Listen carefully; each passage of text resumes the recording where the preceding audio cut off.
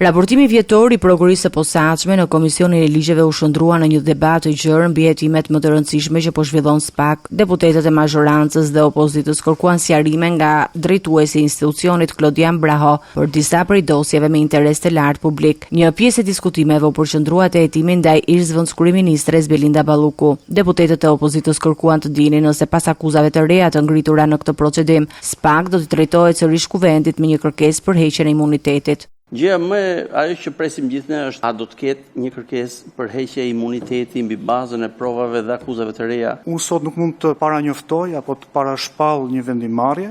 Çështja është në hetim, nuk mund të them se si do jetë vendimarrja, nëse do ketë apo jo, por ajo që u garantoj do jetë një vendimarrje e bazuar në ligj, në prova që sigurohet hetimi, duke marrë parasysh edhe arsyet se pse kuvendi ka vendosur rrëzimin e kërkesës. Në mbledhjen e komisionit u diskutua edhe hetimi për ngjarjen e 21 janarit. Deputeti socialist Ermal Paçaj kërkoi informacion mbi ecurinë e kësaj dosje, ndërsa Bravo përgjigj se procedurat mbeten aktive dhe se hetimet po vijojnë. Jemi thuajse 16 vjet pas vrasjes shtetërore që pret akoma drejtësi të 21 janarit, ku 4 protestues u vranë mes ditës edhe në mes Tiranës. Ngjarja nuk po zbardhet, autorët e vërtet, organizatorët, urdhëruesit, por edhe ekzekutuesit po sfidojnë njësoj drejtësinë e re sikur bashkë me drejtësinë e vjetër. Pyetja juaj lidhet me një çështje të ndjeshme, me një çështje konkrete, me pretendime për veprime procedurale apo hetimore. Ajo që mund të them është vetëm çështjen e hetim dhe hetimet vazhdojnë. Nuk kam koment tjetër për këtë çështje. Tjetër çështje e ngritur nga deputetët lidhej me mundësinë e